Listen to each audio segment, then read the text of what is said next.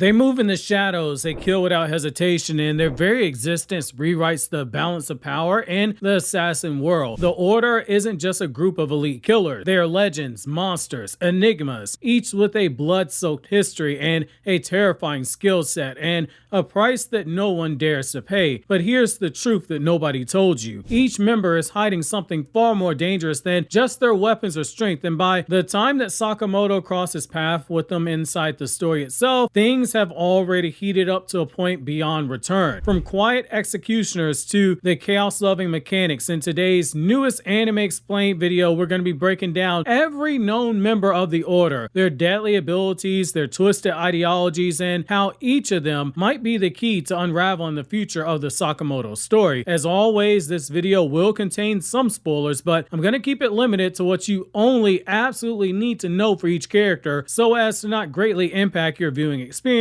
watching the anime. So stay locked in because you're about to meet the most dangerous assassins in manga history. Before we go into each member of the Order, let's break down briefly what the Order is, its purpose, and how the members are selected. So the Order Explained. In the world of Sakamoto days, the Order is the most elite and feared group of assassins operating under the JAA. They are essentially the JAA's top enforcers, a specialized unit tasked with carrying out only the most dangerous, high-priority missions, from silencing rogue killers to eliminating threats to the entire underworld. They've taken out serial killers who have broken out of jail for going after assassins and assassination agencies and have been dispatched to protect the JAA chairman. The Order acts with absolute authority, executing their targets with brutal precision and zero tolerance for failure. What makes the Order so terrifying isn't their power, it's their unwavering loyalty to the JAA's ideals of maintaining control, balance, and secrecy in the assassin world. Even former allies or high-ranking assassins, they can become targets if they break the code, just as Sakamoto. Each member of the Order possesses overwhelming combat prowess, distinct killing styles, and unique weapons that make them near unstoppable. But power alone isn't enough to earn a spot. Selection into the Order, it is extremely rare and highly secretive. Only those who display not just lethal skill, but unwavering resolve, efficiency, and psychological toughness are to be considered. Candidates are evaluated by current Order members or JAA higher-ups, and many of them don't even survive the vetting process. In some cases, promotions occur when a member dies or retires, but replacements are chosen with caution because even one weak link could compromise the Order's deadly reputation. At its core, the Order represents the final authority in the assassin world,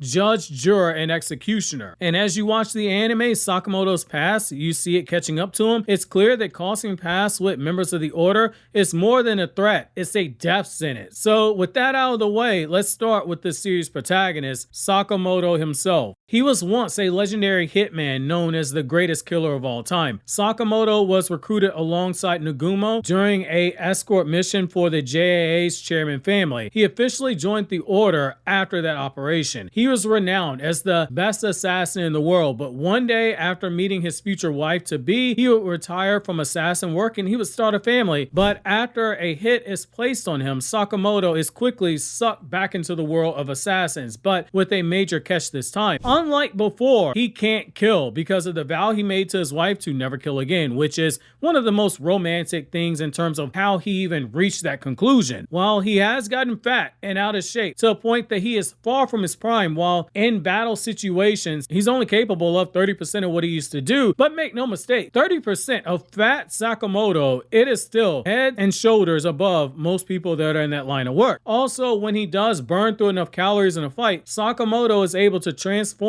back into his prime form and get a massive stat increase from speed to strength and perception, making his overall fighting style even harder to account for. While Sakamoto can come across as being easygoing and a man of not too many words, his actions do speak volumes for themselves, especially when someone endangers his family or someone he considers to be family or just a comrade. That's a stark change from how he used to be, where he'd have no problem killing those to a point where he was viewed as being the perfect killing machine. But again, love is what changed him. But there are moments where you see flashes of the monster who he used to be. Perfect example being how he trolls Shin early on with thoughts of how easily he could kill him with a lot of violent imagery. Yet, to the everyday person, he's just just a store owner who helps out with the community when he's needed to. In terms of combat, if there's a weapon that can be used, Sakamoto can likely use it to kill you and be one of the best people you've ever seen use the weapon. For instance, when it comes to using a gun, there's literally only been one person who's ever been better using a gun than him, and that was Mashimo, someone who is a master with a gun. In his youth, he was considered to be one of the 3 greatest prodigies out of the 38,000 who ever attended the assassin school that he trained at. Even in his dad bod phase, Sakamoto is extremely strong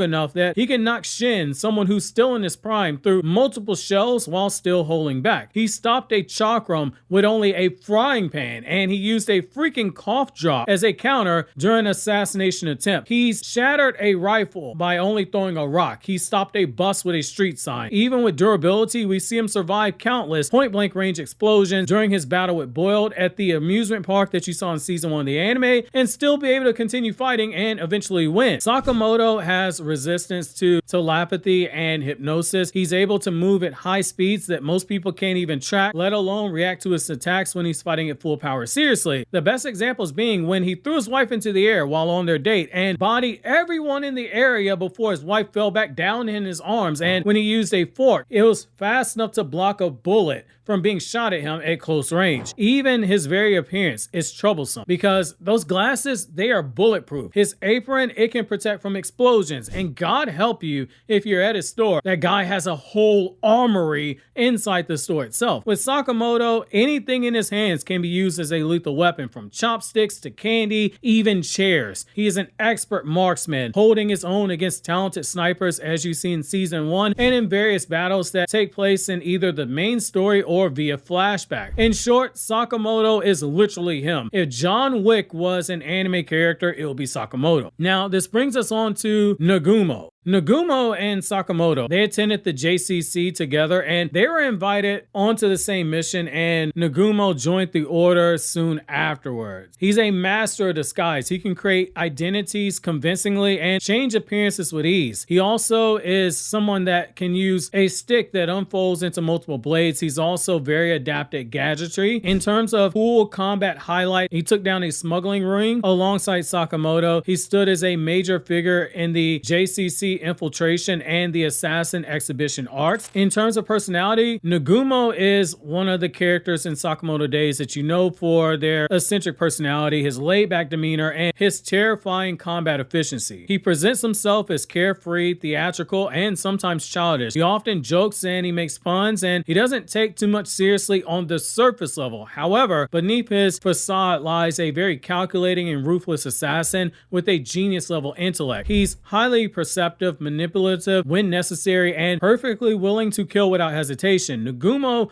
also demonstrates a deep sense of loyalty to his friends, especially Sakamoto, even if his methods can be a bit morally ambiguous. He isn't afraid to muddy the waters, if you will. He blurs the line between a friend and a foe, making him an unpredictable character. When it comes to matters that involve his friends, Nagumo tends to reveal his true emotions. One such instance is when he pulls Uzuki out of Takamura's slash line, wondering why he saved him despite being a dangerous killer, influenced by the fact that Ryo Nakao still resided inside of Uzuki's body. In fact, Nagumo has shown a deep care for his old friends, still thinking about each of them, including Ryo Nakao, even after it was confirmed that she was dead. This is also something we see in their encounter during the assassin exhibition of the Century arc, where once again Ryo Nakao took over Uzuki's body and spoke to him. Nagumo immediately recognized her and questioned her ability. Nagumo believes that the key to killing is deception. Despite this, Nagumo possesses another more cold and calculated side to him. He acts on his own agenda most of the time, something that you saw in season 1, and sometimes does things to the extent of just being unethical. Again, he's not afraid to cross any lines. When he saved Yatsumura, he blackmailed him and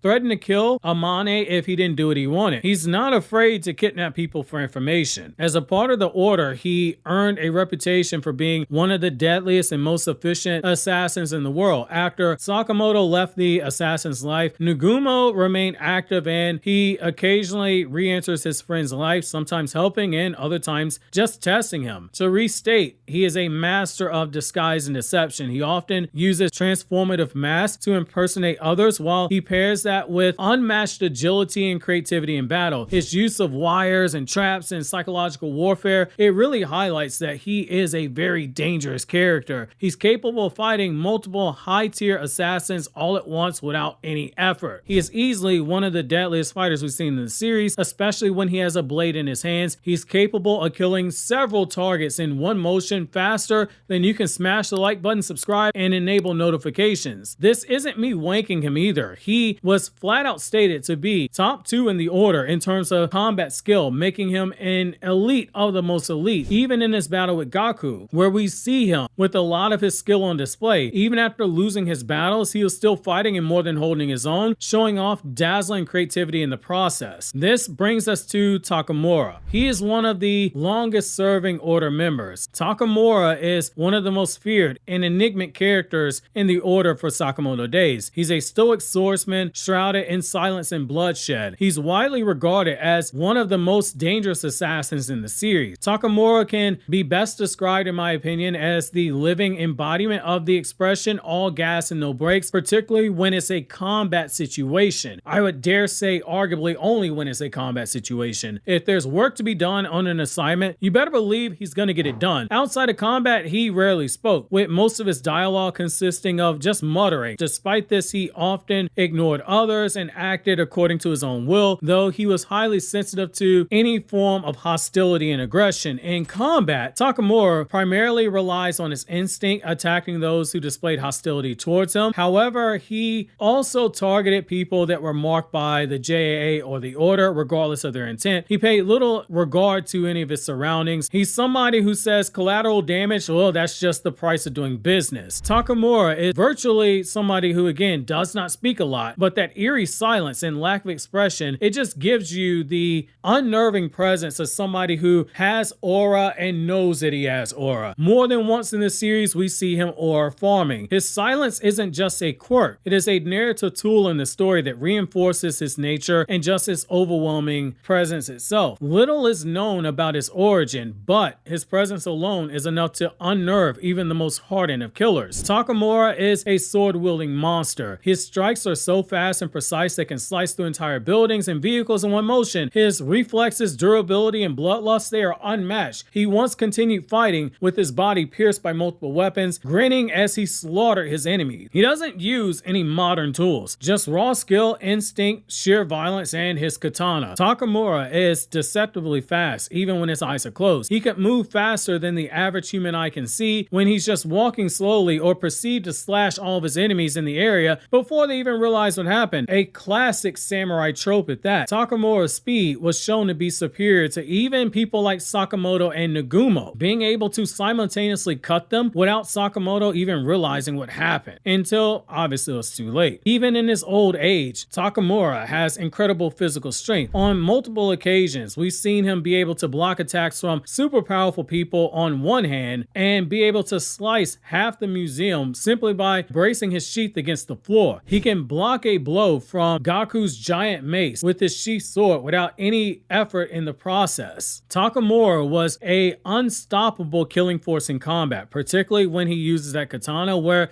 we see him slice through steel. He usually dispatched most of his enemies quickly, efficiently, making most of his battles short-lived. But he was also able to hold his own in prolonged battles as well, proving that he has a lot of stamina. He's skilled enough with the sword that he can use a bullet that shot at him as a way to sharpen his katana in mid-fight. If Sakamoto's him, then Takamura is just him in all capital letters. This brings us to Oki, the leader of the Order. So for reasons we don't know just yet, outside of the fact that he was on a mission, he's overseas when the series first starts. Oki can be described as being a stickler for the rules. If you're just 1 minute and 14 seconds late for a meeting, he's gonna get pissed off. If you make a joke about killing somebody, he's gonna tell you, hey, put in a request. He has a strong sense of accountability. However, we also see that Oki is a manipulative person and cruel at times. This is very much evident when we see that he not only sends a suicide bomber to kill Aoi. Part of the reason he wants assassination to become more popular is because the guy just loves killing. He's also sadistic when he shows a video to Sakamoto in order to kill him in an explosion while he's in shock. You could even argue the guy has a bit of a god complex. As you expect from the leader of a group such as this, he is incredibly powerful and he is skilled. This is somebody who, when he says he can kill Shishiba in only a minute, then you better take him at his word. Oki is highly intelligent, he's cruel, and when it comes to assassination, there's not much that he doesn't know. In terms of combat skill, we see some of the capability that he has, like in how he's able to dodge slashes from Yotsumora's staff before he even attacked him. We see him take a direct hit from Osaragi's buzzsaw. We see him being hit by a minivan. We see him walk into a cafe after driving off of a building without wearing a seatbelt. The guy's just a tank. This brings us to Hyo. Now, he's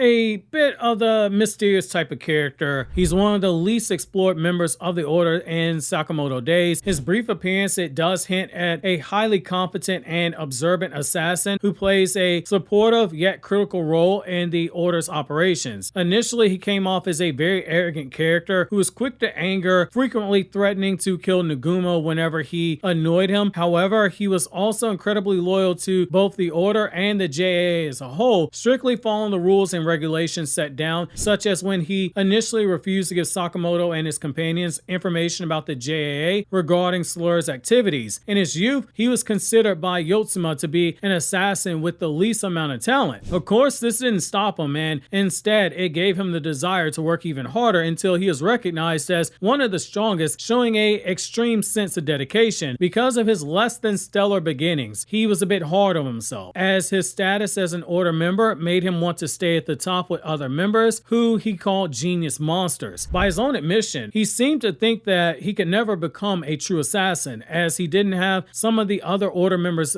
qualities, and that he usually thought about things that he shouldn't need to, like worrying about saving people. However, that self-reflection led to him appreciating other people's hard work and dedication, as seen when he saw part of his past self in a certain sniper that you met in season 1 of the anime, Mashimo. Despite his loyalty to the Order, he's not unreasonable. He's given Sakamoto information that he wanted upon realizing that Sakamoto just wanted to protect his family. He also has a softer side and he can be polite at times, having yelled at Osaragi to drive carefully as an older passenger was in the car and apologized to the doctor for the disturbance caused by the noisy and destructive fight at the hospital. He's incredibly fast in combat, able to catch Sakamoto off guard. He also detected Shin behind him and he retaliated with a kick. He was fast enough to notice debris being thrown at civilians in his fight, and he purposely got in the way in order to protect bystanders. He's also able to punch Sakamoto clean through a wall and toss him around with a MRI machine, which can weigh up to 7 tons attached to him. He was also able to punch through a sheet of steel, with his blows being described as hitting with the force of a jackhammer. So as to not go into spoilers, I'm not going to go over his battle with Kumanomi because that's going to be a huge spoiler. Now, this brings us to Shishiba. This is a very prominent and fan favorite member of the Order, known for his deadpan sarcasm, his no-nonsense attitude, and his lethal combat skills. He's typically partnered with Osaragi, forming a duo with strong chemistry and mutual trust. He's cynical, he's gruff at times, he often complains and comes off a bit jaded, but he's highly reliable. He has a strong moral compass compared to the other Order members, in my opinion. At times, we see him try to minimize unnecessary killing and collateral damage. He wields a massive hammer with brutal efficiency, using both his weight and his strategic mind to crush his enemies with precision. He's adept at close-range combat and extremely resilient under pressure, which, when speaking about him, we also have to talk about Osaragi. Osaragi is a deceptively sweet-looking but terrifyingly powerful member of the Order. With her youthful appearance, her frilly dress, and her cheerful demeanor, she stands in stark contrast to her brutally efficient killing style. Osaragi can be described as being a childish woman who often acts on impulse without forethought. This is evident when she casually stopped to pray at a shrine, despite being targeted by death row serial killers. She also has a habit of comparing people to animals, such as likening Sakamoto to a bear or comparing Dump to an echidna. She is very composed in battle, engaging in casual conversations and expressing strange, mundane thoughts, such as wondering how Dump stores her prosthetic anesthetic strikes or regretting not bringing band-aids. She also can be a bit blunt, and she can shift the blame for trivial matters. Oftentimes when we see her do this, she pins it on Shishiba. However, she can be extremely apologetic, sometimes for things completely unrelated to her, and when she realizes this, she apologizes. Osaragi has a strong fondness for food, once suggesting eating cutlets before a job, an idea that she also later on blamed on Shishiba. She purchases large quantities of snacks, but she only shares them on her terms. In terms of skill, she is a prodigy. Despite growing up without a direct connection to the assassination world, she was able to overpower and kill Dump, an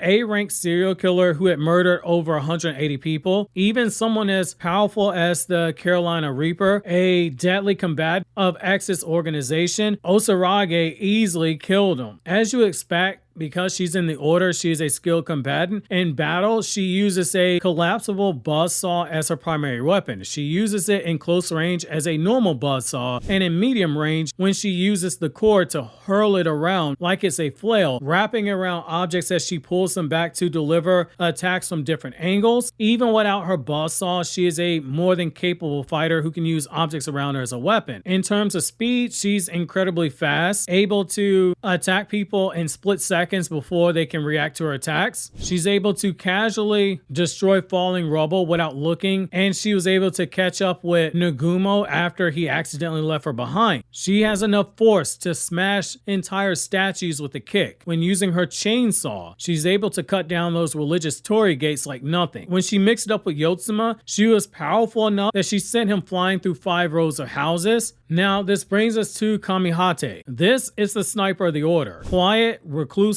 and has skill with the rifle that is virtually unmatched. Unlike the more physically aggressive members of the order, he operates from afar with deadly precision, rarely needing to show his face or speak. He's reserved, nihilistic. Despite this, he remains an elite assassin who never misses his shot. He's cold. He has a detached demeanor and it borders on depressive, but he continues working with the order for reasons that are unknown, possibly because it's the only thing that he's good at. He's a world-class sniper, capable of calculating impossible shots across massive distances. His accuracy is so perfect that he once claimed, "If I fire, they die." He excels in reconnaissance, stealth, and psychological pressure from unseen positions. This now brings us over to Torres. Torres is hot-headed, aggressive, loudmouthed, and has very little regard for following the rules. He's one hell of a gambling addict. Basically, think a male assassin version of Tsunade from Naruto. He's got an ego, but he's also ruthless, shown when he suggested kidnapping Sakamoto's wife. Torres possesses superhuman strength, exceptional durability. He specializes in hand-to-hand combat and close-range destruction, often smashing through buildings and opponents with brute force. He's also known to use sandblasters, since the guy has gambling debt, so he can't really afford to buy guns, but he does make the sandblasters work. This brings us on to Tanabata. He's known for his quiet demeanor and his eerie combat style. He presents a calm, almost indifferent personality, rarely speaking unless it's absolutely necessary. This stoicism hides a cold, calculating killer who executes his missions with surgical precision. He enjoys music, seen playing outside a parlor while sitting on the ground when we first see him. He takes pride in his music and appears to be sensitive about people not understanding the true meanings of his songs, seen when he bristled and attacked Osaragi when she misunderstood his song itself. He appears At times, he comes off like a bit of an overthinker, but he has no hesitation towards fighting or his killer instinct. In terms of his combat skill, he's extremely skilled in combat. His fighting style is basically him playing with his guitar, sending his songs and the shockwaves coming from it through the objects and the surrounding area. Shown when he attacks Sakamoto, Shin, and Nagumo by sending shockwaves emitted through his guitar through the sewer pipe, causing the manhole to explode with a burst on the surface. We see that he was able to knock Osaragi out just by strumming his guitar in one particular way. He can also use his cable by plugging one end of the cable onto his guitar and the other into his target, sending massive sound waves through the cable to damage his target. He's also made manholes explode using sound waves. This brings us over to Etsuko. Etsuko was an instructor at the JCC,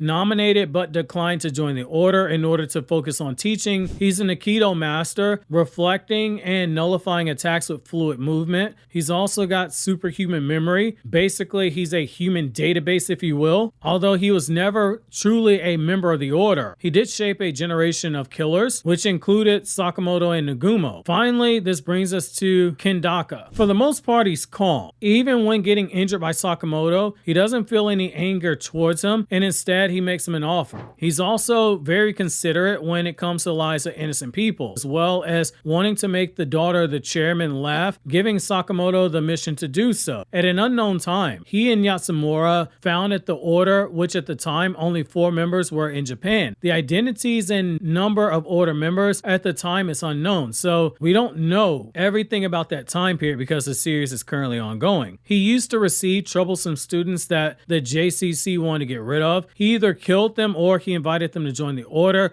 depending on their skill level, which is what he did with Nagumo, Rion Akao, and Sakamoto. During the 8 years he was in a coma, Nagumo basically paid for his life support. He also frequently went in to check in on him. When he woke up, he's told that he owes Nagumo 1.15 billion, which he tries to pay off by hunting down the large bounties, such as the one that's placed on Sakamoto. This leads him to meeting Sakamoto, Shin, and Mashimo. In terms of overall skill level, he's one of the strongest assassins in Japan, being one of the most formidable assassins at his time, and he was entrusted to escort the chairman's wife and daughter to escape Japan. Neither Nagumo or Sakamoto were initially able to keep up with his speed. This is both thanks to his super gifted physical capabilities as well as the shoes that he's wearing that he says greatly increases his speed. We see him move fast enough that he can avoid Shin very easily. Oki even goes as far as to say that he's still the fastest assassin alive and that not even he will be able to keep up with his speed. Well, that's going to be it for this latest Sakamoto Days video. Your time here on Anime Explained doesn't have to be over because you can click this Sakamoto Days playlist on the left, or you can click on the right to watch this other video from Anime Explained.